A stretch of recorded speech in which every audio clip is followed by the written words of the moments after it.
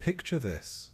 You wake up in 1936, and your roommate at Cambridge is scribbling symbols on an infinitely long strip of paper like some kind of mathematical serial killer. The room smells like pipe tobacco and disappointment. Your roommate looks up, adjusts his glasses, and says something about solving every mathematical problem that could ever exist. You laugh nervously.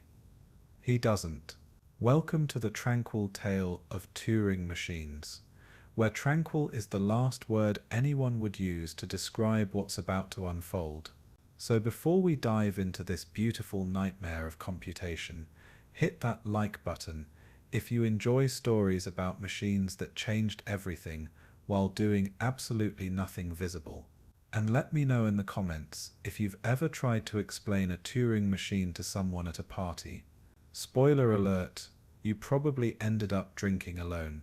Now grab your favorite beverage, maybe something strong, because we're about to journey into the mind of Alan Turing, and trust me, it's a wild ride that starts with the most boring-looking machine ever conceived.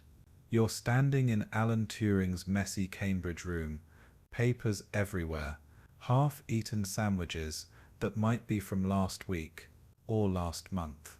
The smell hits you first, a mixture of old books, stale tea, and that particular aroma of genius mixed with social awkwardness.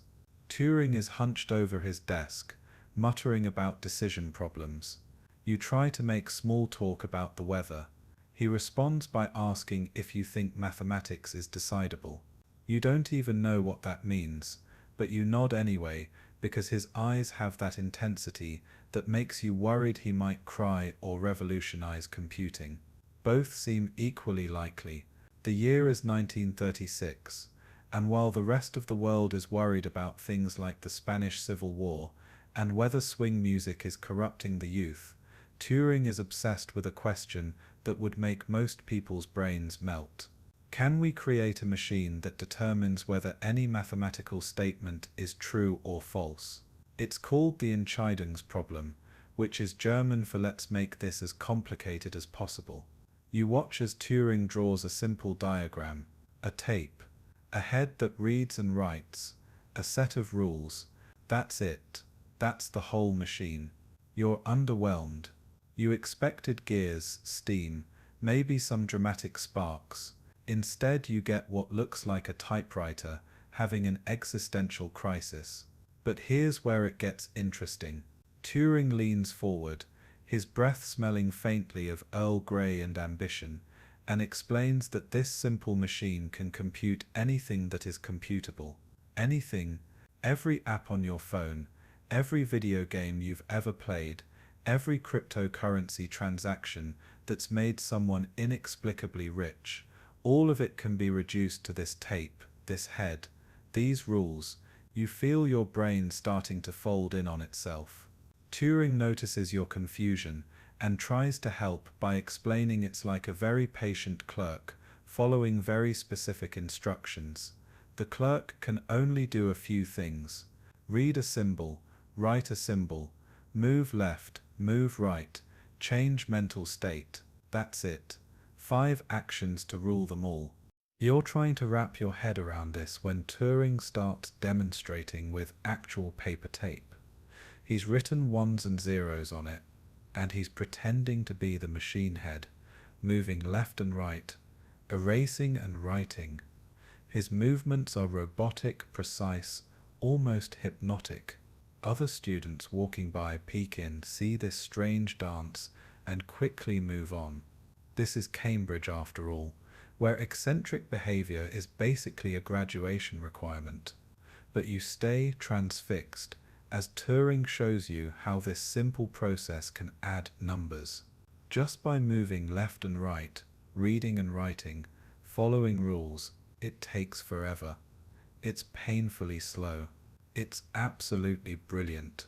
The room grows darker as afternoon turns to evening, and Turing is still going, now showing you how the same machine can multiply, how it can check if a number is prime, how it can do literally any calculation if you give it the right rules and enough time. enough time being the key phrase here. You mention that it seems impractical. Turing laughs, a sharp bark of a laugh, and says practicality isn't the point. The point is possibility. The point is proving what can and cannot be computed. The point is showing that there are limits to what we can know, even with infinite time and infinite tape. He pulls out a fresh sheet of paper and starts drawing another machine. But this one is different. This one takes the description of other Turing machines as input. A machine that simulates machines. Your head hurts. Turing is practically glowing with excitement as he explains that this is a universal machine. One machine to run them all. He's basically describing every computer that will ever exist, decades before the first electronic computer is built. You want to tell him about smartphones and the internet, but you can't because you're stuck in 1936, watching the future being invented with pencil and paper. The smell of pipe tobacco drifts in from the hallway. Someone's playing a violin badly in the room above. The radiator clanks like it's trying to communicate in Morse code. And in this perfectly ordinary setting, in this unremarkable room, Turing is casually dismantling and rebuilding the foundations of mathematics and computation. He mentions something about undecidability, about problems that no machine can solve, about the halting problem. You nod along, pretending to understand, but really you're thinking about how this awkward, brilliant man is drawing blueprints for the digital age on the back of what looks like a grocery list. As the evening wears on, other students drift in, drawn by Turing's increasingly animated explanations. Someone brings tea. Someone else brings biscuits that taste like cardboard, but everyone eats anyway because it's Britain and complaining about food is considered poor form. The discussion gets heated. Not angry heated, but the kind of heated where very smart people disagree about very abstract things that somehow matter more than anything else. Someone argues that Turing's machine is too simple, too limited. Turing counters that its simplicity is its power. Everything complex can be built from simple rules. It's almost philosophical, almost religious, this faith in simplicity. You realize you're witnessing something special. Not just the birth of computer science, but the moment when humanity started to understand computation itself. When we began to see that thinking, calculating, processing information, these aren't mystical processes. They're mechanical. They can be described, formalized, replicated. It's both thrilling and slightly terrifying. If thinking is just computation, and computation is just following rules, then what are we? Are we just very complicated Turing machines? Turing seems to read your mind and smiles. That's a question for another day, he says. The conversation drifts to practical applications. Someone mentions that these machines could be built with electrical relays. Turing nods but seems uninterested in the engineering details. He's a pure mathematician, concerned with what's possible in principle, not what's feasible with current technology. Little does he know that in just a few years, he'll be using these principles to break Nazi codes and help win a war. But tonight in this smoky room, with its terrible lighting and uncomfortable chairs, war seems very far away. You ask Turing what inspired this idea. He talks about watching his mother's typewriter as a child, fascinated by how pressing keys created letters, how letters created words, how words created meaning. He talks about Hilbert's program, about Gödel's incompleteness theorems, about the dream of mechanizing mathematics. His eyes light up when he talks about infinity, about machines that could run forever, about problems that could never be solved. Most people would find this depressing. Turing finds it beautiful. The limits of computation are as important as its possibilities. As midnight approaches, the group starts to disperse. Students shuffle off to their rooms, their minds buzzing with infinite tapes and finite states. Turing stays behind, still scribbling, still thinking. You watch him for a moment, this gangly, awkward genius, who has no idea that he's just invented the theoretical foundation for the entire digital revolution. He looks up, notices you're still there, and asks if you want to see something interesting. You've been here for hours and everything has been interesting, but you nod anyway. He shows you a proof that there are problems no Turing machine can solve. The halting problem, he calls it. Can a machine determine if another machine will halt or run forever? The answer is no. There are fundamental limits to computation, things that are literally impossible to compute, not just hard or time-consuming, but impossible. It's a profound moment, realizing that even with infinite power and infinite time, there are walls we cannot break through. Turing seems pleased by this, not disappointed, but pleased, like someone who's finally found the edges of the map. You leave Turing's room as the bells of Cambridge chime 1 in the morning. Your head is spinning with symbols and states, with infinite loops and undecidable problems. The cool night air hits your face, and you realize you've just spent 6 hours watching someone move imaginary symbols on imaginary tape, and it was one of the most important 6 hours in human history. Comment below if you've ever had a moment like that, where you witnessed something ordinary that you knew was secretly extraordinary, because that's what Turing machines are, ordinary-looking ideas that contain extraordinary power. The next morning arrives with that special kind of British drizzle that makes you question all your life choices. You're back in Turing's room, and if anything, it's gotten messier overnight. There are now tape diagrams covering every available surface, including what appears to be the remains of last night's dinner. Turing hasn't slept. You can tell because he's wearing the same shirt, now decorated with mysterious stains that could be tea, could be ink, could be the physical manifestation of abstract mathematics. He greets you with the enthusiasm of someone who's been awake for 30 hours and discovered the secrets of the universe. Today, he announces, we're going to build one, an actual Turing machine. Not with electronics. He doesn't trust those yet, but with paper, pencil, and sheer determination. You look around the chaos of his room and wonder if determination is really what's needed here, or maybe just basic organizational skills. But Turing is already clearing a space on the floor, pushing aside books about number theory and what looks like a half-finished letter to his mother. The floor is sticky. You don't ask why. He spreads out a long strip of paper, really long. It goes from one end of the room to the other, and then loops back. This is our tape, he says. Infinite in theory, but about 12 feet in practice, because that's all that would fit. He's drawn squares on it, each one waiting to hold a symbol. You're going to be the read-write head. He informs you, you want to protest that you came here to learn about mathematics, not to pretend to be a machine part, but there's something infectious about his enthusiasm. Plus, he's already started writing the state transition table on a piece of cardboard that might have once been part of a cereal box. The rules are simple, he says, which is your first clue that they're going to be anything but. You start in state 1. You read the symbol under your current position. Based on what you read and what state you're in, you write a new symbol, move left or right, and change to a new state. That's it. That's all you do.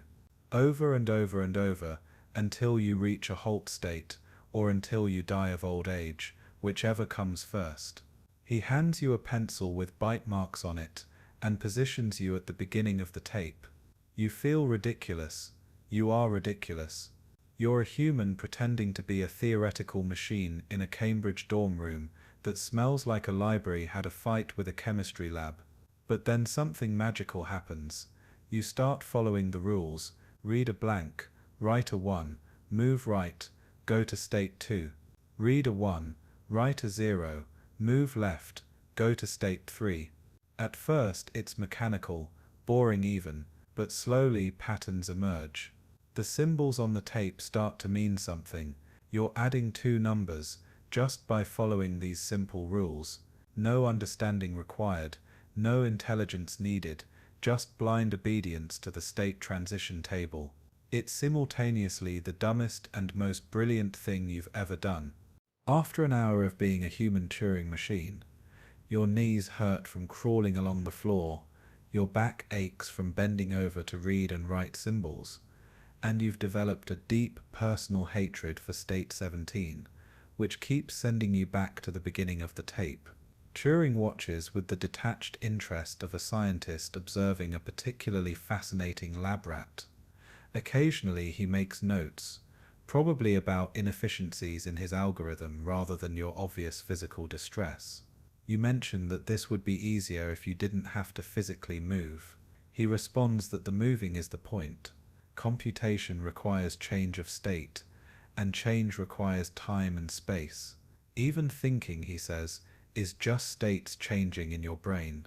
Other students start arriving, drawn by the spectacle of you crawling around on the floor, while Turing shouts state transitions at you like some kind of computational drill sergeant. Someone suggests using colored beans instead of written symbols. Someone else offers to be a second read, right head to speed things up. Turing rejects both ideas with the passion of a purist. One tape, one head, discrete symbols, discrete time steps. This is computation stripped to its bare essentials. Any decoration, any optimization just obscures the fundamental truth. By noon you've successfully added 2 and 3 to get 5, and it only took 400 state transitions. Everyone celebrates like you've just proved Fermat's last theorem. Someone breaks out a bottle of sherry that's definitely against college rules, but nobody cares because you've just demonstrated that computation is real, physical, mechanical. It doesn't require understanding or consciousness or any special source, just rules, states, and symbols. Turing raises his glass, which is actually a teacup because he couldn't find a proper glass, and makes a toast to the machine, the universal machine that will one day exist, not on dormitory floors but in electrical circuits. The afternoon is spent trying more complex programs. Multiplication takes so long that you give up halfway through. Division is attempted but abandoned when it becomes clear it would take until next Tuesday. But each failure teaches something. You start to see why certain problems are harder than others, why some algorithms are better than others, why efficiency matters even in theoretical computer science. Your knees are now beyond pain and have entered a state of numb acceptance. You mention this to Turing. He says numbness is just another state, perfectly valid in the state transition table of life. As evening approaches, someone asks the question everyone's been thinking: could a Turing machine simulate a human brain? The room goes quiet. Even the violin player upstairs seems to pause. Turing considers this carefully, then says why not? If the brain follows physical laws, and physical laws can be computed, then yes, in principle, a Turing machine could simulate a brain. It would just need enough states, enough tape, enough time. The implications hang in the air like the smell of pipe tobacco and possibility. Are we machines? Are our thoughts just state transitions? Is consciousness just a very complex program running on biological hardware? The discussion that follows is heated enough to warm the cold room.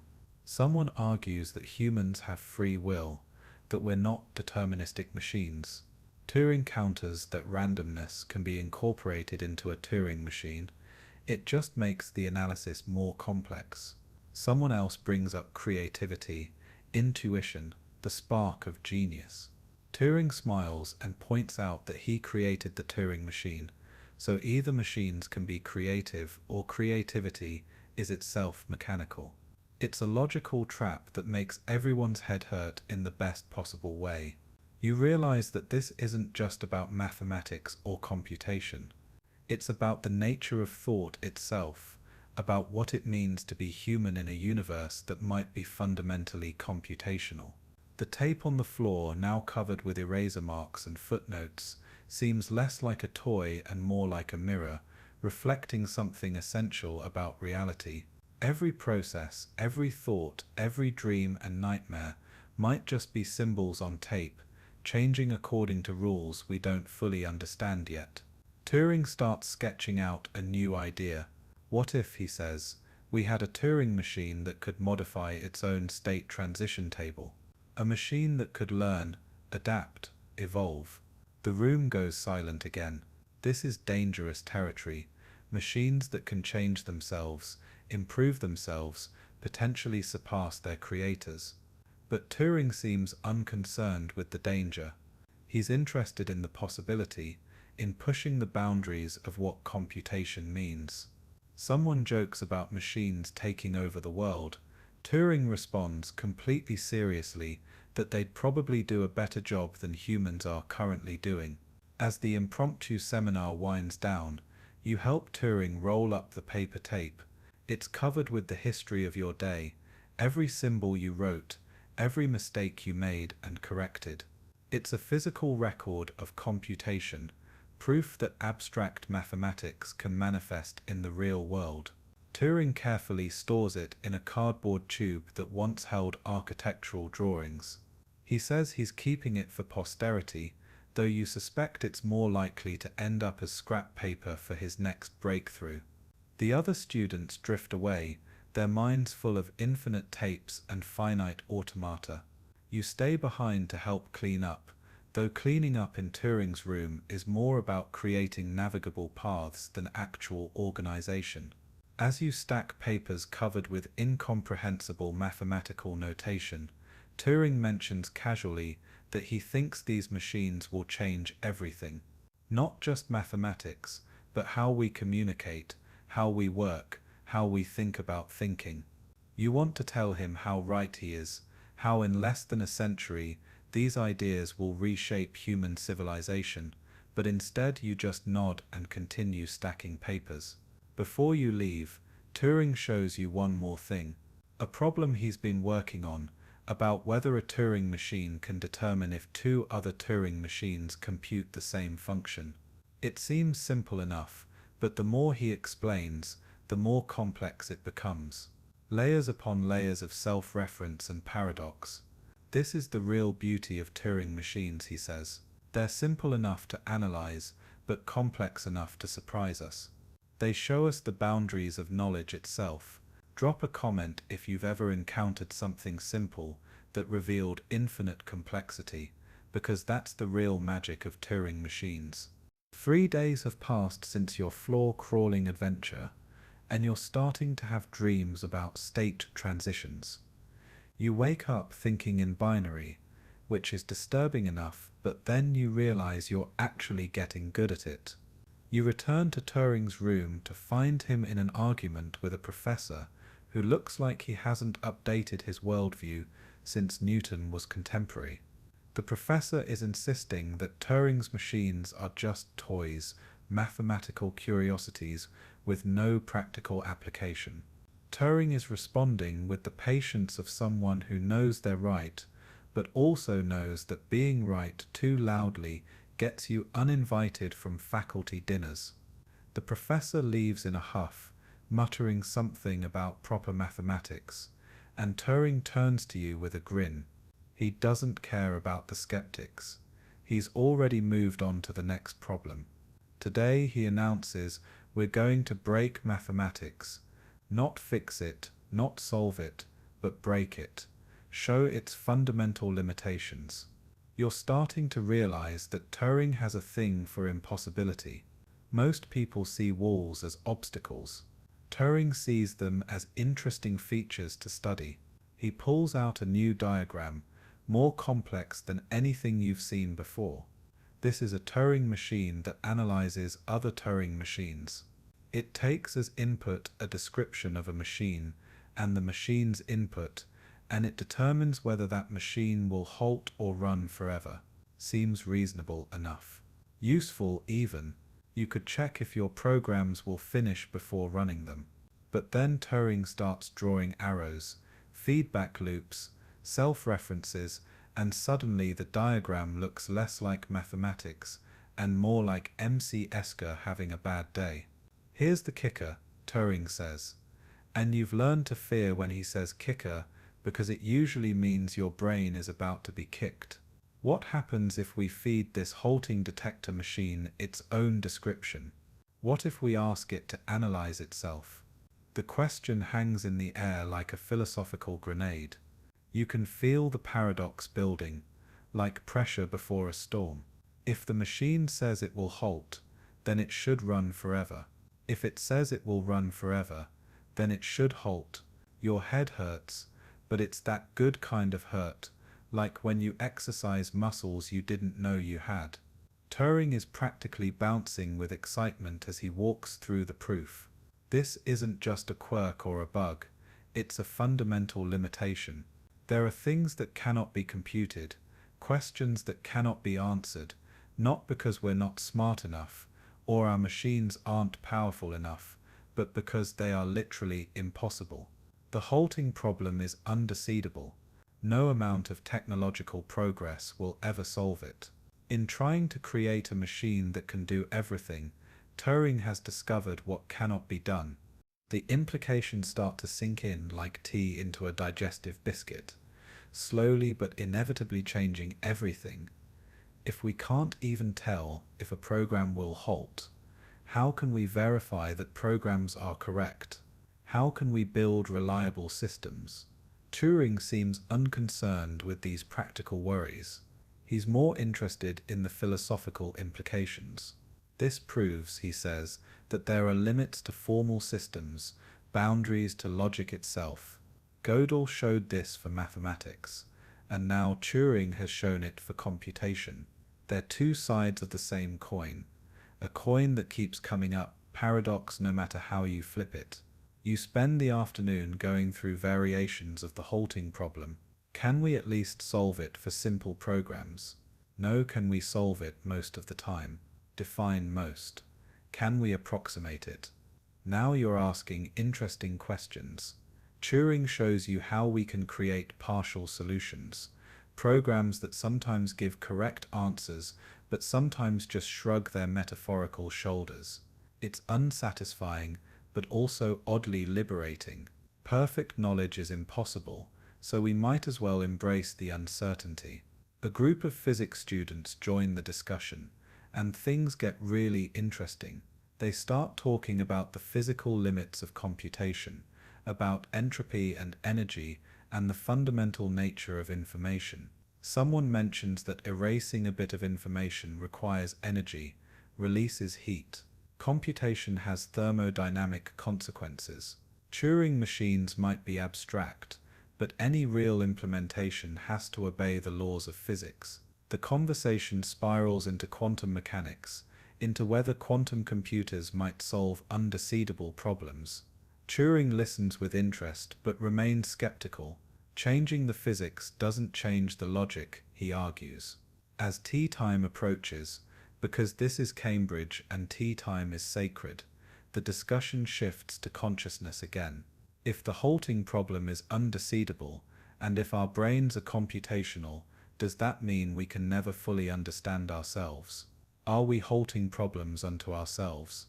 Impossible to predict even in principle. Someone jokes that this explains why therapy takes so long. Someone else, probably a philosophy student, suggests that free will exists in the gaps of undecidability. Turing pours tea with the precision of someone who's thought about the optimal algorithm for tea distribution. The conversation continues over cucumber sandwiches that taste like disappointment and scones that could double as weapons. Everyone's trying to find loopholes in the halting problem proof, ways around the fundamental limitation, but every attempt fails, crashes into the same self-referential paradox. It's like watching people try to create perpetual motion machines, noble in effort but doomed by the laws of logic. Turing watches with amusement, occasionally pointing out flaws in reasoning with the gentle brutality of someone who's already thought of everything you're about to say. As evening falls, casting long shadows across the paper-strewn floor. Someone asks Turing what this means for his universal machine idea. If there are problems it can't solve, is it really universal? Turing explains that universal doesn't mean omnipotent. The universal machine can simulate any other Turing machine, compute any computable function. The fact that some functions aren't computable doesn't diminish its universality. It just defines the boundaries of computation itself. It's like saying a universal translator can translate any language but can't translate silence. You realize that Turing has done something remarkable. He's created a mathematical framework that simultaneously expands and limits our understanding of computation. He's shown us that computers can do almost anything, but not everything. It's a humbling revelation, especially for a generation that's about to build actual computers and might be tempted to think they can solve all problems. Turing has provided the reality check before the reality even exists. The discussion turns to practical applications again. Someone suggests that even if we can't solve the halting problem in general, we can still write useful programs. Turing agrees enthusiastically. Most programs we care about are simple enough to analyze, and for the complex ones, we can use testing, verification, careful design. The impossibility of perfect knowledge doesn't mean we should give up on good enough knowledge. It's a pragmatic philosophy from someone who spent the day proving absolute truths. As the gathering breaks up, Turing pulls you aside. He has another idea, something about machines that can build other machines, about self-replication and evolution. But that's for another day. Tonight he needs to write up the halting problem proof, turn it into something respectable academics will take seriously. You offer to help, but he waves you off. This is something he needs to do alone. In the quiet hours when the only sounds are the scratching of pencil on paper and the occasional frustrated sigh. You leave him there, surrounded by the debris of intellectual battle, empty teacups and half-eaten sandwiches, diagrams that spiral into impossibility, and proofs that dance on the edge of paradox. The hallway is quiet, except for the eternal violin player, who seems to only know one piece and plays it badly, but with admirable persistence. You think about the halting problem as you walk back to your room. Somewhere out there, programs are running that no one knows if they'll ever stop, including perhaps the program of the universe itself. Before you go to sleep, you try to imagine what Turing sees when he closes his eyes. Infinite tapes stretching into darkness, state transition tables arranging themselves into patterns of meaning, or does he see what he's shown everyone else? The beautiful, terrible truth that there are questions without answers, problems without solutions, and that's not a bug in the universe, but a feature. Let me know in the comments if learning about impossibility results has ever changed how you think about possibility, because that's the real legacy of the halting problem. A week later, word about Turing's work has spread through Cambridge like a particularly virulent strain of intellectual flu. You can't walk through the mathematics department without hearing arguments about decidability, computability, and whether infinite tape is cheating. The philosophy department is having an existential crisis, which is normal for them, but now it's mathematically justified. Even the engineers are interested, though they keep asking annoying practical questions, like where would you get infinite tape and wouldn't it be expensive? You find Turing in an unexpected place, the university library, actually using it as intended, rather than as a source of scrap paper. He's reading about biological systems, about how cells process information, about the chemistry of heredity. When you ask why, he looks up with that expression that means he's about to connect two completely unrelated things in a way that will seem obvious in retrospect, but is currently making your brain throw error messages. DNA, he says, is just a tape. The ribosome is just a read head. Life is just a Turing machine made of meat. The librarian shusses you both, but Turing is already sketching on what appears to be a priceless manuscript from the medieval collection. You gently redirect him to regular paper while he explains his thinking. The genetic code is digital, discrete symbols encoding instructions. Proteins are computed from these instructions through a process that's purely mechanical. Evolution is just an algorithm searching through the space of possible programs. You want to argue, to say that life is special, sacred, more than just computation, but his logic is disturbingly solid. He shows you a diagram of what he calls a self-replicating Turing machine, a machine that contains its own description and instructions for building a copy of itself. It's incredibly complex. The state transition table alone fills several pages, but the principle is simple. Read your own description, write it to a new tape, build a machine that follows that description. It's reproduction without sex, heredity without biology, evolution without Darwin. You point out that this seems unnecessarily complicated. Nature, Turing responds, started from chemistry and had billions of years. We're starting from logic and have an afternoon. Other students start gathering, drawn by the spectacle of Turing attempting to reduce biology to computation. A medical student argues that living things have something special, some vital force that can't be captured by mechanical rules. Turing responds by asking what this vital force does that chemistry doesn't. The medical student struggles to answer without invoking mysticism. A chemistry student joins Turing's side, pointing out that all biological processes are just chemical reactions, and chemical reactions are just physics, and physics can be computed. The debate intensifies when someone brings up consciousness again. Surely, they argue, awareness can't be computed. The subjective experience of being, the qualia of existence, these must be beyond mechanical description. Turing considers this carefully, then asks a devastating question. How would you tell the difference between real consciousness and a perfect simulation of consciousness? If a Turing machine claimed to be conscious, acted conscious, responded as if conscious, on what grounds could you deny its claim? The room goes quiet as everyone grapples with this. It's the kind of question that makes you stare at the ceiling at 3 a.m. wondering if you're real.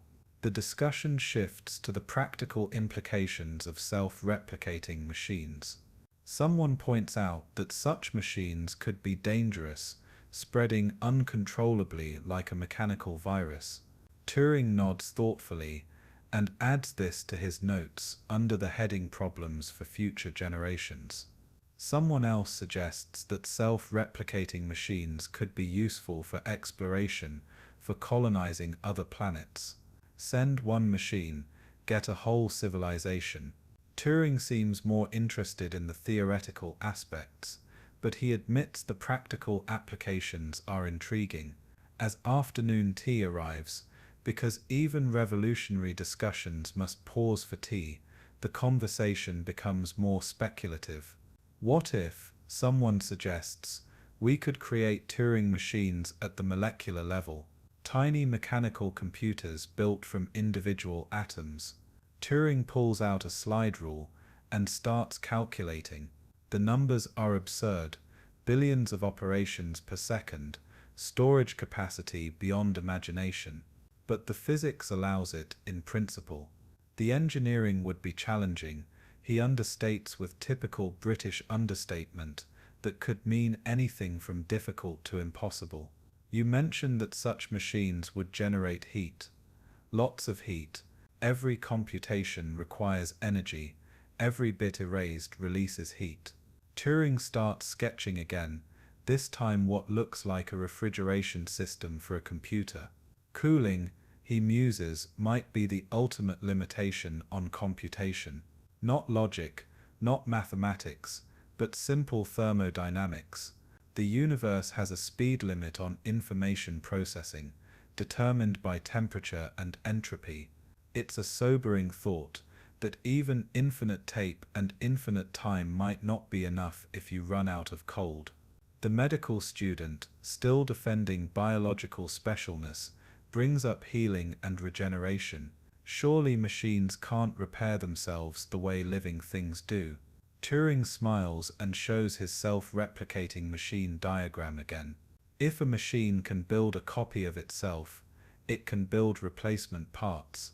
Error correction is just another algorithm. In fact, he argues, machines might be better at self-repair than biological systems. No cancer, no aging, no accumulated mutations. Just periodic replacement of worn components according to a maintenance schedule. As evening approaches and the library prepares to close, which involves a lot of pointed coughing from the librarian, Turing makes a prediction that sounds like science fiction. Within a century, he says, machines will be able to do anything a human can do intellectually. They'll compose music, write poetry, prove theorems, maybe even fall in love. The room erupts in laughter, but Turing isn't joking. He's done the math. If computing power doubles regularly, if storage increases exponentially, if algorithms improve continuously, then human-level machine intelligence is not just possible, but inevitable. Someone asks about creativity, about the spark of genius that creates something from nothing. Turing argues that creativity is just search through a vast space of possibilities guided by heuristics and experience. A sufficiently powerful Turing machine could explore this space faster and more thoroughly than any human. It might not create the same way humans do, but it would create. The poetry might be different, possibly better, definitely stranger. You imagine a world where machines write symphonies while humans struggle to understand them. The group files out of the library into the cool evening air. Cambridge looks the same as always, old stones and older traditions, but somehow it feels different. You're walking through a world that Turing has just proven is computational, where buildings and trees and people are all just different arrangements of atoms following physical laws that could in principle be simulated on a long enough tape. It's vertigo-inducing if you think about it too hard, so most people don't. But you can see it in their eyes, the glimmer of a new understanding, or maybe a new confusion. Turing walks beside you, unusually quiet. When you ask what he's thinking, he says he's worried. Not about machines becoming conscious or taking over the world. Those are problems for philosophers and politicians. He's worried about something more immediate. If everything is computational, if humans are just biological Turing machines, then what we call society, culture, civilization, these are just emergent properties of interacting programs. And programs can be hacked, viruses can spread, systems can crash. The same mathematics that describes computation might describe the rise and fall of empires. You want to say something reassuring, but what can you say to someone who's just reduced existence to symbol manipulation? Instead, you ask what he plans to work on next. He mentions something about morphogenesis, about how simple rules can create complex patterns, about using Turing machines to model biological development. Always pushing, always extending the reach of computation into new domains. You wonder if there's anything Turing won't try to reduce to tape and transitions. As you part ways, Turing turns and asks if you think machines will ever wonder about their own existence the way humans do. Will they have existential crises, create philosophy, search for meaning in a universe of meaningless symbol manipulation? You don't have an answer, but you promise to think about it. As you walk home, you realize that's exactly what you're doing, thinking about thinking, computing. You're a Turing machine, contemplating Turing machines, And somewhere in that recursion is either profound truth or profound confusion. Drop a comment about whether you think machines will ever truly wonder, because that question keeps me up at night. 2 weeks have passed, and Turing's ideas have infected the entire university like an intellectual pandemic. You can't have a conversation without someone mentioning computational equivalence or undecidability. The theology department is having heated debates about whether God could solve the halting problem. The answer seems to be yes, but only by being inconsistent, which opens up a whole other can of theological worms. Even the rowing team is discussing whether their coordination could be modeled as a distributed Turing machine, though they might just be procrastinating on actual training. You arrive at Turing's room to find it transformed into what can only be described as a paper computer. Strings run from wall to wall, each representing a different tape position. Cardboard squares hang from the strings, showing symbols. Turing stands in the middle, like a spider in a web of computation, moving cards around according to some complex algorithm. Only he understands. The smell is worse than usual, a combination of unwashed genius and what might be a sandwich that achieved sentience and died of loneliness. Today's project, Turing announces while ducking under a particularly low-hanging string, is proving that certain problems require exponential time. Not impossible, like the halting problem, just impossibly slow. He demonstrates with a simple example, finding the shortest route through a set of cities. Easy enough with 3 cities, manageable with 10, but with 100. The sun would burn out before even the fastest theoretical Turing machine could check all possibilities. You suggest just checking some possibilities and picking the best one found. Turing looks at you like you've suggested painting the Mona Lisa with a mop. We're doing mathematics here, not engineering. As you help him rearrange his string computer to demonstrate the traveling salesman problem, other students arrive. Word has gotten out that Turing is doing something weird again, which in Turing terms means something revolutionary disguised as something insane. An economics student immediately sees applications to resource allocation. A biology student mentions protein folding. A literature student, who's definitely lost, asks if this applies to analyzing narrative structures. Turing says yes to all of them, because everything is computation, and computation has inherent complexity hierarchies. The demonstration begins with 3 cities, represented by teacups, because of course they are. The Turing machine, simulated by you moving cards around, while Turing shouts instructions, finds the shortest route in 12 steps. 4 cities takes 48 steps. 5 cities takes 240 steps. Someone does the math and announces that 50 cities would take more steps than there are atoms in the universe. The room goes quiet as everyone contemplates problems that are solvable in principle, but impossible in practice. The discussion turns philosophical again, as it always does with Turing. If solving certain problems requires more time than the universe has existed, are they really solvable? It's like saying you can walk to the moon if you have a long enough ladder. Technically true, but practically meaningless. Turing argues that the distinction between impossible and impractical is crucial for understanding computation. Some problems are outside the realm of logic, others are just outside the realm of patience. A physics student raises an interesting point about quantum mechanics. If particles can be in multiple states simultaneously, could a quantum Turing machine explore multiple solution paths at once? Turing has clearly thought about this, because he immediately starts sketching a quantum version of his machine. Multiple tapes, or rather one tape in superposition of states, collapsing to a single answer when observed. It's beautiful and bizarre, and probably impossible to build, but the math works out. Some exponential problems might become merely polynomial with quantum computation. Lunch arrives in the form of sandwiches that definitely came from the same place that supplies the library with disappointing food. While eating, someone asks Turing about the implications for human intelligence.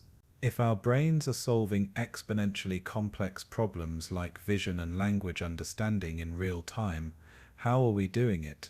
Turing suggests we're not finding optimal solutions, just good enough solutions. Evolution didn't create perfect thinking machines, just ones that could survive and reproduce. Our algorithms are heuristic, approximate, full of shortcuts and assumptions that usually work. This leads to a heated debate about artificial intelligence. If we build machines that think like humans, they'll make the same mistakes humans make. If we build machines that think optimally, they'll be too slow to be useful. Turing proposes a middle ground, machines that can adjust their precision based on available time and resources. Sometimes you need the perfect answer, sometimes you need any answer right now. The flexibility to choose might be what intelligence really means. As afternoon wears on, the string computer has become impossibly tangled. It looks like a three-dimensional representation of everyone's confused mental state. Turing declares this a perfect metaphor for exponential complexity, and starts cutting strings with scissors, which seems wrong but also cathartic. Each cut represents giving up on finding the perfect solution, accepting that good enough is good enough. The economists in the room nod approvingly, the mathematicians look physically pained. The conversation shifts to codes and cryptography. If certain problems are exponentially hard to solve, they could be used to hide information. Turing gets excited and starts explaining how you could use the difficulty of factoring large numbers to create unbreakable codes. Well, not unbreakable, just breakable only with exponential effort. The difference between a code that takes 1,000,000,000,000 years to break and an unbreakable code is academic, when you need to keep a secret for only a few years. Someone mentions that governments might be interested in this. Turing goes quiet for a moment, then says that governments are interested in lots of things, not all of them good, but cryptography based on computational complexity could democratize secrecy. Anyone with a pencil and enough patience could create codes that even governments couldn't break. It's a radical idea. Privacy through mathematics rather than physical security. You wonder what a world with unbreakable personal codes would look like. As evening approaches, the discussion becomes more speculative. What if consciousness itself is an exponentially complex problem? What if understanding the universe requires solving problems that would take longer than the universe will exist? Turing suggests this might be why mathematics is so unreasonably effective. We've evolved to focus on the polynomially solvable subset of all possible problems. The exponentially complex problems remain invisible to us, like colors beyond our visual spectrum.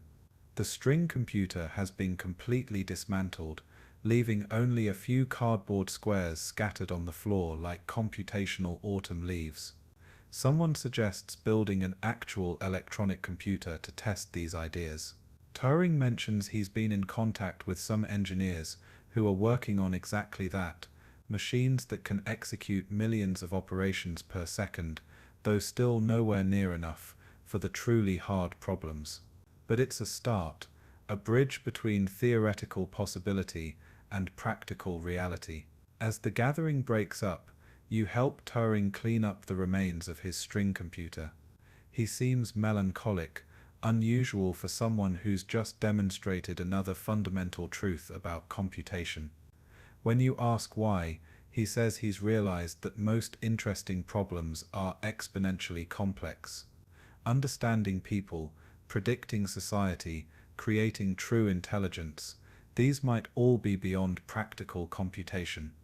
We're surrounded by problems we can pose but never solve, questions we can ask but never answer. You remind him that approximate solutions are still solutions, that heuristics and shortcuts have gotten humanity pretty far. He smiles and agrees, but you can see he's troubled by the vast space of computational impossibility he's discovered.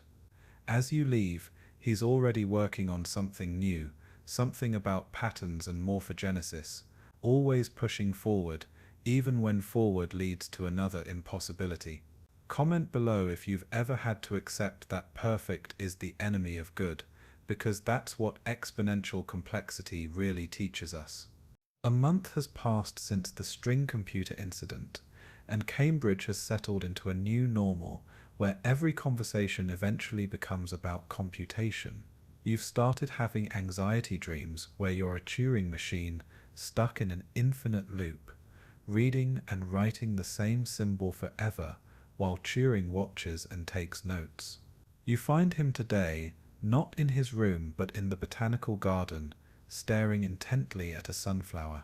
When you ask what he's doing, he says he's counting spirals, 21 clockwise, 34 counterclockwise, Fibonacci numbers. Nature, it seems, is a mathematician.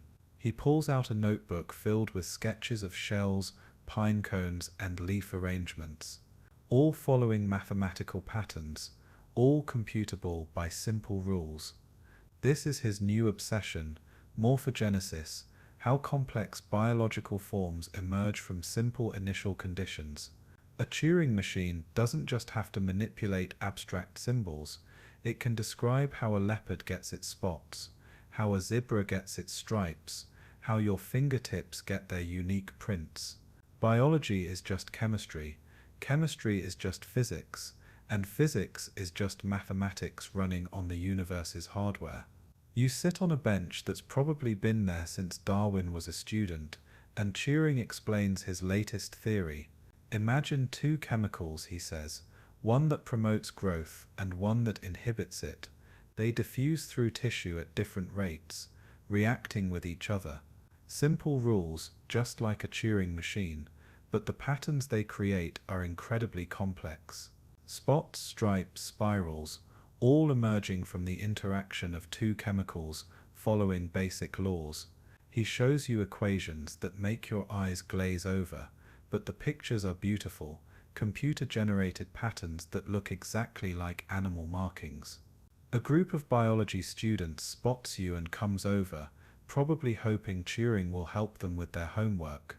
Instead, they get a lecture on reaction diffusion systems that leaves them more confused than before. One of them asks how this relates to Turing machines. Everything relates to Turing machines. Turing replies, because Turing machines are just a formalization of process, and everything in the universe is process. The students nod like they understand, but their eyes say otherwise. The head gardener approaches, annoyed that Turing has been picking flowers to count their petals. Turing tries to explain that he's doing important mathematical research, but the gardener isn't impressed. Mathematics doesn't give him the right to destroy the displays. There's a brief standoff between theoretical brilliance and practical authority, ending with Turing agreeing to only study flowers that have already fallen.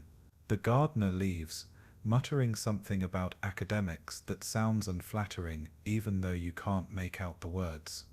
After the gardener incident, you relocate to a nearby cafe that serves coffee strong enough to wake the dead and pastries that might have been baked during the Renaissance. Turing continues his morphogenesis explanation, using spilled sugar to demonstrate diffusion and coffee stains to show pattern formation. The other patrons look concerned, but this is Cambridge, where eccentric behavior is so common it's almost boring. He shows you photographs of zebrafish, their stripes perfectly regular, yet each fish unique. Then pictures of chemical reactions in petri dishes, showing the same stripe patterns, the same mathematics describes both. A Turing machine simulating the chemical reactions would produce patterns indistinguishable from real biology. Life, he argues, is just a very complex Turing machine that's been running for billions of years, accumulating patterns and structures according to simple rules, acted out in carbon and water, instead of paper and pencil. A chemistry professor joins your table, Having overheard the discussion, she's skeptical, arguing that biological systems are too complex, too messy to be reduced to simple equations. Turing responds by showing her a simulation he's been working on. Starting from random noise, just applying his reaction diffusion equations, patterns emerge that look exactly like giraffe spots. The professor stares at the papers, then at Turing, then back at the papers. You can see her worldview rearranging itself in real time. The conversation attracts more academics, like free food attracts graduate students. Soon your table is surrounded by people from every department, all arguing about whether life can really be computed. A philosopher argues that even if we can simulate the patterns, we're not simulating the meaning. A physicist counters that meaning is just pattern recognition in neural networks, which are just more Turing machines. A poet, because there's always a poet, suggests that reducing life to computation removes its beauty. Turing responds that understanding the mathematics of a rainbow doesn't make it less beautiful. As tea time approaches, because even revolutionary discussions follow British scheduling, someone asks the obvious question. If biological development is computational, could we program it? Could we design organisms the way we design machines? Turing's eyes light up with possibilities and dangers. In principle, yes. If we understood the rules well enough, we could write the program for any organism we wanted. Custom bacteria, modified plants, even altered animals. The room goes quiet as everyone contemplates this power. The ethical implications hang heavy in the air, mixing with the smell of ancient coffee and fresh anxiety. Someone mentions eugenics, and the temperature seems to drop 10 degrees. Turing quickly clarifies that understanding how something works doesn't mean we should immediately start messing with it. But the possibility is there, lurking in the mathematics like a snake in Eden, the power to rewrite life itself, to become our own creators, all flowing from the same logic that moves symbols on an infinite tape. The discussion turns to evolution as computation. Natural selection is just an algorithm. Turing argues, searching through the space of possible organisms for ones that survive and reproduce. Mutation provides randomness, selection provides direction, and time provides the computational cycles. Every living thing is the output of this vast calculation that's been running since the first self-replicating molecules appeared in the primordial soup. We are all solutions to the problem of existence, though not necessarily optimal ones. A theology student asks where God fits into this picture. Turing thinks carefully before answering. If God exists, he says, then God is either the computer running the program, the programmer who wrote it, or perhaps the program itself. Or maybe God is what emerges from the computation, consciousness arising from complexity, like patterns from reaction diffusion. The theology student looks simultaneously intrigued and disturbed, which is probably the appropriate response. As evening falls and the cafe prepares to close, Turing makes a prediction that sounds both wonderful and terrifying. Within a century, he says, we'll be able to design organisms from scratch, cure diseases by reprogramming cells, maybe even extend human life indefinitely. All because we understand that life is computation, and computation can be controlled.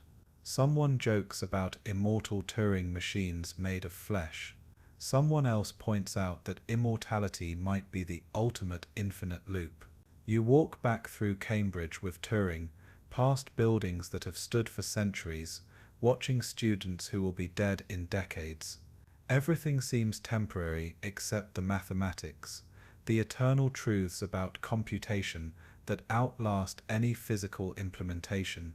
Turing mentions he's been thinking about building an actual computer, not just theorizing about them. Something electronic, fast, capable of running his morphogenesis simulations in hours instead of years. The future is coming, and it computes as you part ways, Turing gives you a flower he picked up from the ground, a daisy with 21 petals, a Fibonacci number he notes like it's the most important feature. You realize that Turing doesn't see the world the way others do, where they see beauty or randomness. He sees algorithms executing, where they see life. He sees computation. It's either the most profound insight or the most profound delusion, and you're not sure there's a difference. Let me know in the comments if learning that nature follows mathematical rules made it more or less magical to you. 6 weeks into your journey through Turing's mind, and you're beginning to think in state transitions. You catch yourself analyzing conversations as input-output functions, seeing people as walking algorithms. It's disturbing, but also oddly clarifying. Today you find Turing in the engineering department, surrounded by vacuum tubes, resistors, and what appears to be enough wire to circle the Earth. He's building something, or trying to. The smell of solder and singed eyebrows fills the air. Several engineering students watch with a mixture of awe and concern as Turing connects components with the confidence of someone who understands theory perfectly and practice not at all. This, he announces proudly, will be an electronic Turing machine, not infinite tape. Sadly, but several thousand memory positions. Not instantaneous, but maybe 1,000 operations per second. The engineers point out several fundamental flaws in his design, like the fact that it would generate enough heat to melt itself and possibly burn down the building. Turing waves off these concerns as implementation details. The important thing is that it's possible. The bridge between abstract mathematics and physical reality can be built. You spend the morning watching Turing argue with engineers about the difference between theoretical possibility and practical feasibility. He insists that if something can be computed in principle, it can be built in practice. The engineers counter that principles don't pay for components or prevent fires. It's like watching philosophers argue with firefighters about the nature of combustion while something is actually burning.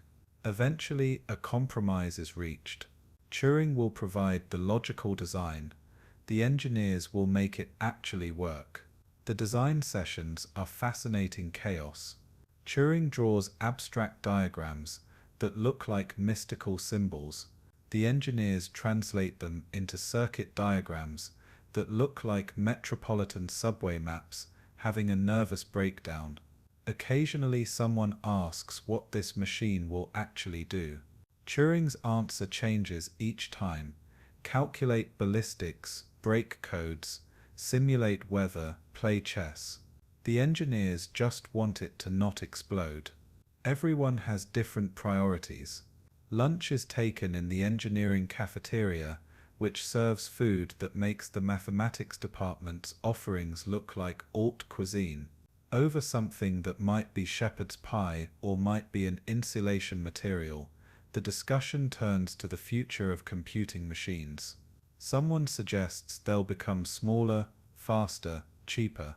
Someone else argues they'll always be room-sized monsters tended by priests in white coats. Turing predicts that one day everyone will have their own computing machine. The laughter is immediate and sustained. The idea of personal computers is apparently as absurd as personal nuclear reactors. The afternoon is spent actually building things, which for Turing means mostly getting in the way while trying to help. You've never seen someone so brilliant be so bad at practical tasks. He connects components backwards, solders his sleeve to a circuit board, and at one point manages to shock himself with a battery that shouldn't have enough voltage to shock anyone. The engineers develop a system where Turing points and explains while someone competent does the actual work. Despite the chaos, progress is made. By evening they have something that looks like a computer, if you squint and have a generous definition of computer. It's the size of a wardrobe, makes a concerning humming noise, and the room temperature has risen noticeably. But when they power it on, lights blink in sequence. It's following a program, moving from state to state just like Turing's theoretical machine. Everyone cheers, even though all it's doing is adding 2 plus 2 and taking several seconds to do it. The machine breaks down after 5 minutes, something about overheating and possibly a small fire that everyone agrees didn't happen. But those 5 minutes proved something important. Turing machines aren't just mathematical abstractions. They can be built, made real, turned into actual devices that process actual information. The implications are staggering. Every calculation that took humans hours could be done in seconds. Every pattern that was too complex to analyze could be simulated. Every code could be broken, every equation solved, every process automated. As they survey the damage, which is minimal if you don't count the scorch marks, someone asks Turing if he's worried about machines replacing human calculators. He points out that human calculators, the people who do arithmetic for a living, are already machines in a sense, following algorithms mechanically. Real human thought isn't calculation, it's creation, interpretation, understanding. Machines will free humans from mechanical thinking, letting us focus on truly human activities. Though he admits he's not entirely sure what those are, the engineering professor arrives to inspect the damage and is surprisingly supportive. He's seen the future in those 5 minutes of blinking lights. He talks about funding, about building a proper computer, about creating a whole new field of engineering. Turing looks uncomfortable with the sudden practical interest in his theoretical work. He's like someone who invented flight to prove a point about aerodynamics, and now everyone wants to use it for transportation.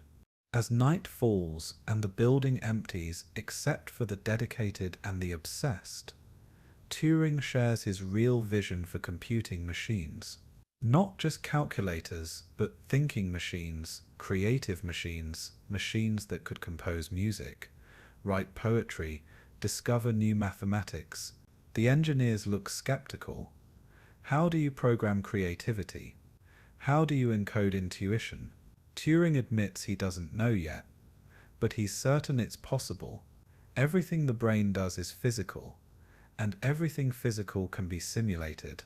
The conversation drifts to consciousness again, because it always does when Turing and alcohol are present, and someone has produced a bottle of whiskey from somewhere. If a machine can simulate a brain perfectly, is it conscious? Does it have experiences, feelings, subjective states? Or is it just an elaborate puppet show, all behavior and no inner life? Turing proposes a test. If a machine can convince a human it's conscious through conversation, then for all practical purposes it is conscious. The engineers point out this means consciousness is defined by deception, which seems philosophically problematic. You realize that Turing isn't just building a machine, he's building a bridge to a future where the distinction between human and artificial intelligence might disappear. It's exhilarating and terrifying in equal measure. What happens to human specialness when machines can do everything we can do? What happens to society when physical and mental labor are both automated? What happens to meaning when consciousness can be manufactured? The whiskey runs out around midnight, and everyone stumbles home through empty Cambridge streets. Turing walks beside you, unusually quiet. When you ask what he's thinking, he says he's worried he's opening a door that can't be closed. Once we build truly intelligent machines, there's no going back. Humanity will be fundamentally changed, possibly improved, possibly destroyed, certainly transformed. You ask if that worries him. He says yes, but not enough to stop. As you reach your lodgings, Turing mentions he's been contacted by the government about some kind of secret project. Something about codes and war, and machines that could save lives. He's not supposed to talk about it, but he's clearly excited. The theoretical is about to become urgently practical. His abstract machines might soon be breaking Nazi codes, saving Allied ships, changing the course of history. It's a long way from infinite tape and state transitions. Before he leaves, Turing asks if you think machines will ever dream. Not sleep, but dream. Have experiences that aren't inputs or outputs but internal states existing for their own sake. You don't have an answer, but the question haunts you as you fall asleep, dreaming of electric sheep and infinite tapes. Drop a comment about whether you think machines will ever truly dream, because that question might define the future of consciousness itself. 2 months have passed, and Turing has disappeared into whatever government project recruited him. The rumour mill at Cambridge suggests everything from code breaking to building thinking weapons to teaching pigeons advanced mathematics. In his absence, his ideas have taken on a life of their own. There are now 3 different groups trying to build computing machines, each claiming to follow Turing's true vision while implementing completely different designs. You attend a lecture where 2 professors nearly come to blows over whether memory should be serial or parallel access. You receive a letter from Turing, heavily censored with black bars covering most of the text. What remains reads like poetry written by a paranoid mathematician. Something about patterns in patterns, about messages hidden in noise, about machines that can keep secrets and machines that can reveal them. Between the redactions you glimpse his excitement. Whatever he's doing, it's pushing the boundaries of what Turing machines can accomplish. The theoretical has become tactical. The mathematics department has changed in Turing's absence. His ideas have infected everyone like an intellectual virus. Professors who once proved theorems about infinite sets now design finite automata. Students who came to study pure mathematics leave as computer scientists, a term that didn't exist 6 months ago but now seems inevitable. The library has a new section dedicated to computation theory, though it's mostly handwritten notes and carbon copies of Turing's papers. You attend a seminar on recursive functions where the speaker tries to prove that everything Turing machines can compute can also be computed by other mathematical systems. It's like watching someone prove that water is wet, technically correct but missing the point. Turing machines aren't special because they're the only way to compute. They're special because they make computation tangible, mechanical, buildable. The speaker drones on about lambda calculus while the audience secretly designed circuits in their notebooks. After the seminar, you overhear a conversation that stops you cold. 2 military men in civilian clothes discussing machines that can process thousands of encrypted messages per day. They mention Bletchley Park, Ultra, Enigma, words that mean nothing to you but carry weight in their hushed tones. They notice you listening and quickly change the subject to cricket, but you've heard enough to know that Turing's theoretical machines have become weapons of war. You spend the afternoon in Turing's abandoned room, now cleaned and assigned to someone else, but still somehow carrying his chaotic energy. In a forgotten drawer, you find notes he left behind, too abstract to be classified, but too important to throw away. They describe something called a oracle machine, a Turing machine with access to a black box that can solve undecidable problems. It's like cheating at mathematics, assuming the impossible to explore what lies beyond. Even in his absence, Turing is pushing boundaries. The new occupant arrives, a nervous freshman who seems overwhelmed by the room's history. You tell him about the string computer, the floor crawling, the night spent arguing about consciousness and computation. He looks around nervously, as if Turing's ghost might appear and demand he solve the halting problem. You assure him the only ghost here is intellectual, the lingering presence of ideas too big for one room to contain. Dinner in the college hall is subdued. The war that everyone pretended wasn't coming is definitely coming. Students discuss enlisting. Professors talk about research being redirected to military applications. Someone mentions that computing machines could calculate artillery trajectories, predict weather for bombing runs, optimize supply chains. The machines Turing imagined as philosophical tools are being reimagined as instruments of war. It's neither good nor bad, just inevitable. Every tool becomes a weapon eventually.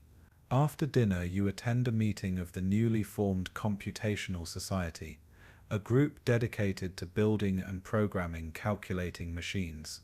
They're working on something called a differential analyzer, all gears and wheels and mechanical integration. It's impressive but feels antiquated compared to Turing's electronic visions. When you mention this, they argue that mechanical computers are more reliable, less prone to the failures that plague electronic systems. The future, it seems, is still up for debate. The meeting devolves into an argument about programming languages. How do you tell a machine what to do? Turing's state transition tables are too cumbersome for complex programs. Someone proposes a notation based on mathematical functions. Someone else suggests something more like natural language. A particularly ambitious student claims he's designing a language where programs can modify themselves while running. Everyone agrees this is either brilliant or insane, possibly both. Late that night, you receive another letter from Turing, this one less censored but more cryptic. He writes about machines that can learn from experience, that can modify their own behavior based on success and failure. He's teaching machines to recognize patterns, to break codes not through brute force but through intelligence. He mentioned something called banbarismus, a statistical technique that sounds like divination but is apparently rigorous mathematics. The machines are getting smarter, and Turing is their teacher. He also writes about the other people at his secret location, brilliant minds gathered to fight a war with mathematics. He mentions game theorists, statisticians, chess players, crossword puzzle champions. It sounds like Cambridge concentrated and weaponized. They work in huts, he says, cold wooden structures that leak when it rains.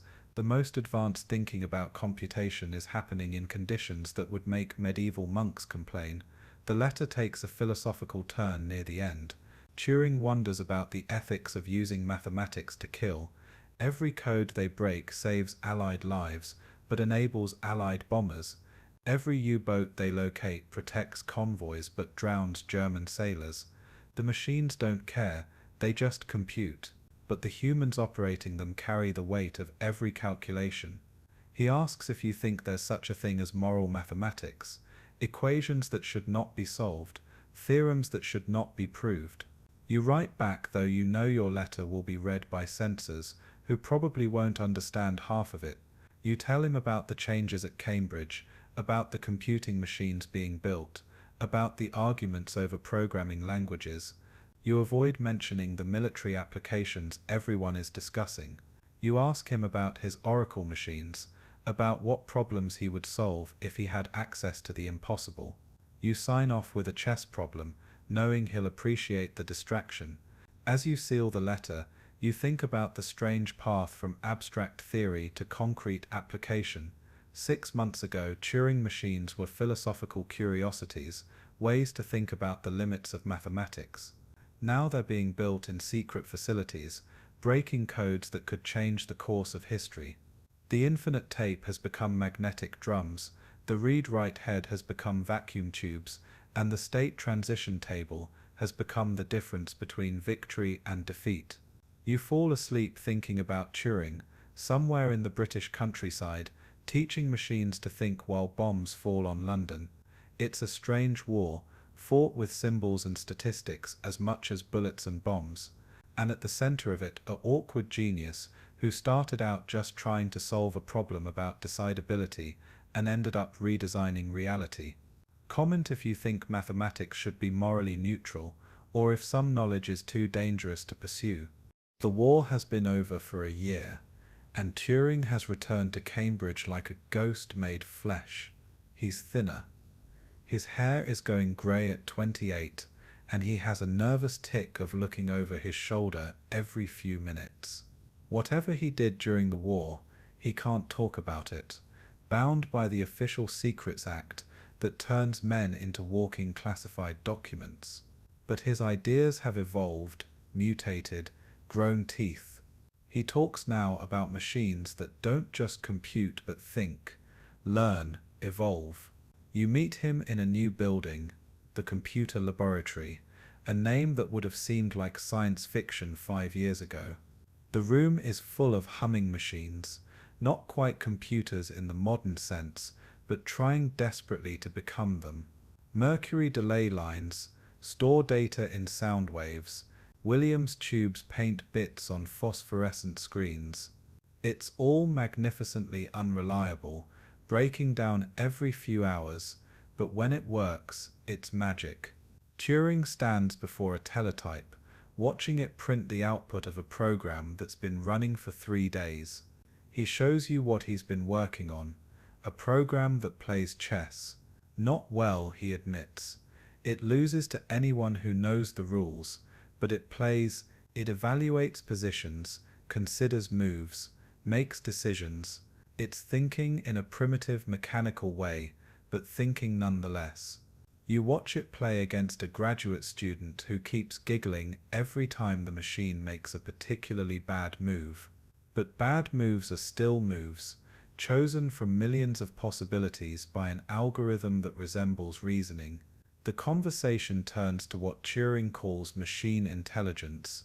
He's given up on the term artificial, arguing that if a machine exhibits intelligence, that intelligence is real, regardless of its substrate, silicon or carbon, vacuum tubes or neurons. What matters is the pattern, not the platform. He proposes his famous test again, refined now by years of secret work. A machine that can hold a conversation indistinguishable from a human's deserves to be called intelligent. Others in the lab are skeptical.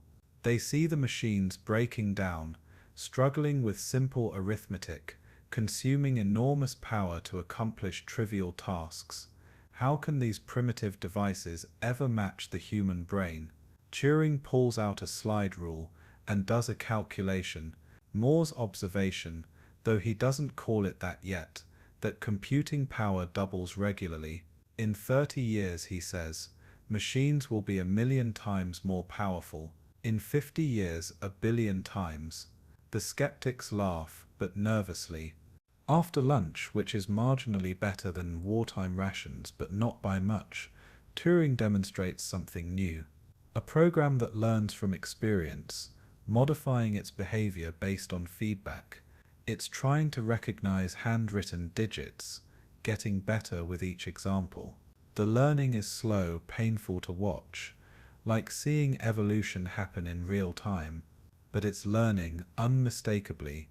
The machine that started unable to distinguish a 0 from an 8 can now read numbers with reasonable accuracy. A heated debate erupts about whether this constitutes real learning or just statistical adjustment. Turing argues there's no difference, that human learning is also just adjusting internal parameters based on experience. A psychology professor who wandered in by mistake strongly disagrees, talking about insight, creativity, the Gestalt moment when understanding crystallizes. Turing responds by asking how the professor knows his own insights aren't just parameter adjustments he's not conscious of. The discussion attracts a crowd, including several philosophers who smell a fundamental debate about the nature of mind. Someone brings up the Chinese room argument, though not by that name. If someone follows rules to produce Chinese text without understanding Chinese, are they really using language?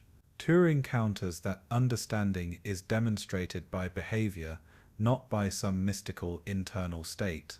If it acts like it understands, it understands. The philosophers are horrified by this behaviorism, but can't quite refute it. As tea time arrives, served in the computer lab because no one wants to leave the machines unattended, the conversation shifts to the future. What happens when machines become truly intelligent? Turing envisions a partnership, humans and machines working together, each contributing their strengths. Others see competition, machines replacing humans in every field. Still others see extinction, machines deciding humans are inefficient and eliminating them. Turing finds this last scenario amusing. Why would machines care about efficiency? That's a human obsession. Someone asks about consciousness again, whether machines will ever be self-aware. Turing has a new answer now, influenced by his war work. Consciousness, he suggests, might be necessary for intelligence. A truly intelligent machine would need to model itself, predict its own behavior, essentially be aware of its own existence. Consciousness isn't a mystical extra, it's a computational necessity. The machines will become self-aware, not because we program them to, but because they need to be to function. As evening falls, and the machines are powered down for maintenance, which mostly means hitting them until they work again, Turing reveals his most ambitious project. He wants to create a machine that can program itself, write its own code, design its own improvements. The ultimate Turing machine, one that transcends its initial programming and becomes something new. The engineers think he's insane. The mathematicians think he's onto something. The philosophers have given up trying to categorize him. He shows you notebooks filled with designs for neural networks, mechanical neurons connected in ways inspired by the brain. If we can't program intelligence directly, he argues, maybe we can evolve it. Start with random connections, select for useful behavior, repeat for millions of generations. It's Darwin meets Turing, evolution in silicon instead of carbon. The timescales are daunting, but computers are getting faster. What takes 1 billion years in biology might take decades in electronics. The lab empties except for you, Turing, and a janitor who's learned to work around the eccentric academics. Turing confides that he's worried about what he's started. During the war, he saw how powerful computational thinking could be, breaking unbreakable codes, predicting enemy movements, optimizing destruction. Now in peacetime, that same power is being turned to other purposes, not all of them benign. Governments are building machines to track citizens. Corporations are using them to manipulate markets. The tools of liberation are becoming instruments of control. But he's also hopeful. He talks about machines that could solve problems too complex for human minds. Disease, poverty, war itself might yield to sufficient computational power correctly applied. The same machines that can destroy can also create, heal, discover. It all depends on the programs we write, the goals we set, the values we embed in silicon and electricity. We're not just building machines, we're building the future's mind. As you leave the lab, Turing mentions one more thing. He's been thinking about what he calls the singularity, though he doesn't use that exact word. The point where machines become capable of improving themselves faster than humans can improve them. After that point, prediction becomes impossible. The machines will evolve beyond our understanding, possibly beyond our imagination. It could happen in 50 years, or 500, or never. But if it happens, it will be the most important event in human history, the last invention we ever need to make. The walk home through Cambridge is surreal. The ancient buildings stand unchanged, but inside them the future is being invented, one vacuum tube at a time. You think about Turing's singularity, about machines that surpass their creators. It's either humanity's greatest achievement or its final mistake. Probably both. Let me know in the comments whether you think machine intelligence will be humanity's salvation or its replacement, because that question is no longer theoretical.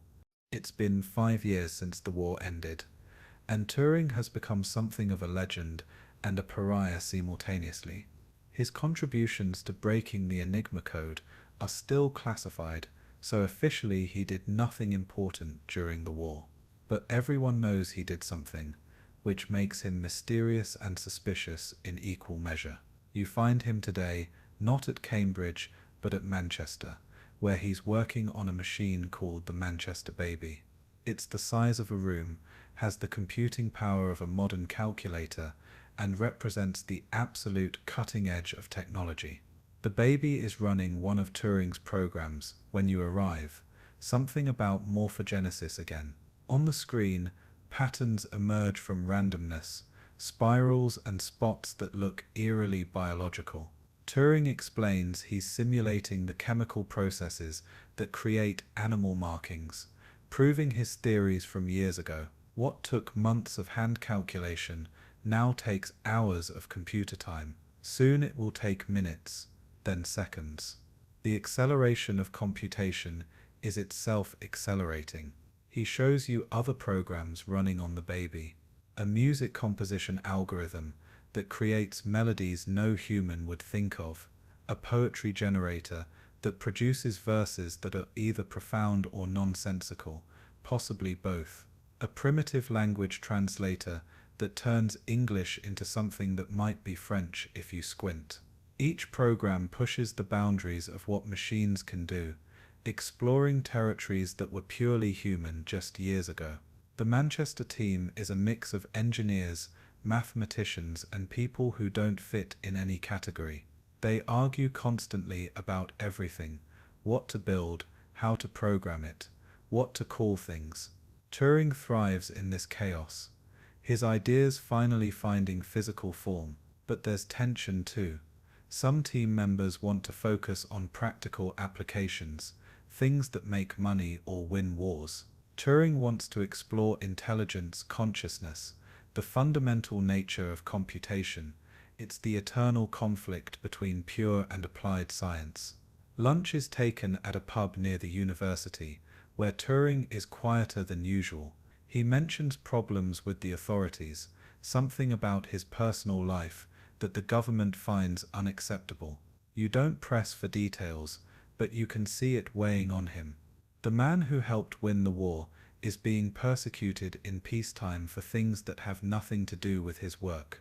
It's a reminder that human intelligence often fails where machine intelligence might succeed. Back at the lab, Turing demonstrates his latest obsession, what he calls child machines. Instead of programming adult intelligence, start with something simple and let it learn.